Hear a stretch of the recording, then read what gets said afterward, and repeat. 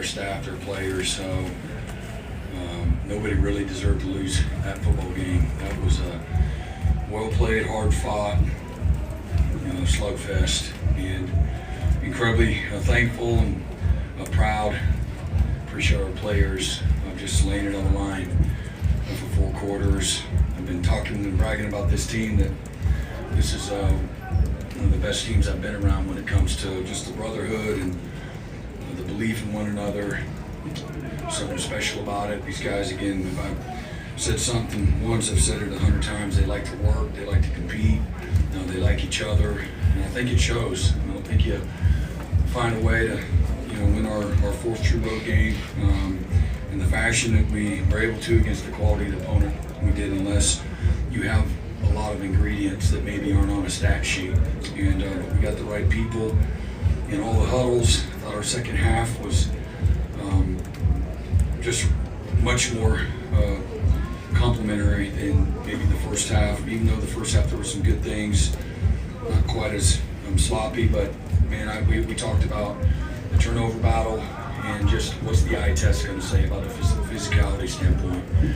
And I love the way we struck and put hands on people, we moved people. Pile continued to fall in the Sooners' direction. We got our hands on a lot of balls. I think we forced 3 fumbles, had maybe 3 picks, and one was called back for an interference. And we blocked a field goal right there before half. Taylor Wine did. Had a strip sack. And again, just some things as a byproduct of that. This is a place that they had the nation's longest winning streak, and maybe hadn't lost an SEC home game since maybe 2019. And again, our highest ranked win since 2017, road win since 2017. So really special. Our special teams, we went in thinking that we had an opportunity to maybe really separate ourselves, and it held to be true.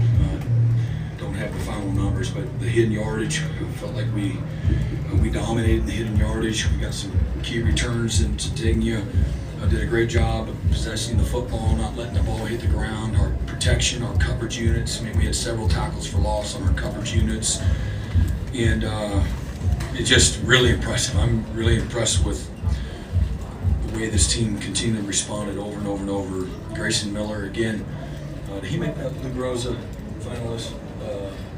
Or not the great guy? Yeah, great guy. Not sure why. And but he played like one again tonight. Man, he was just amazing. And then Tate Sandell again, school record for consecutive field goals made at 21. Just big time. And again, neither offense, I thought, again, Alabama from moving the ball and had a few explosive plays in the first half, and so the numbers were really lopsided. Again, just like Tennessee. But the Sooners were up by 3 going into halftime. And I really believe the turnovers were a big part of that, and then just having the toughness at the right moments to keep them out of the end zone, held them to a field goal.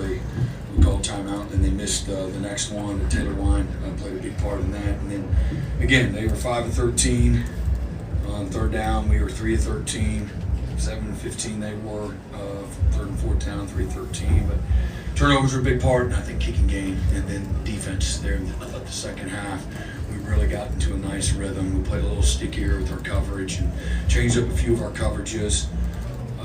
And the sheer will of the players at the end of the day. I didn't cover anybody. Nobody on our staff tackled anybody. Nobody protected. Nobody caught the ball. To our players is where all the credit goes. And they just made a decision. They were going to be in the conversation. So we are 8-2, and proud of again the effort that it took to get to 8-2. But we got some really good quality opponents sitting in front of us, starting with Missouri, and so we'll celebrate this for a few hours and get back to Norman and go right back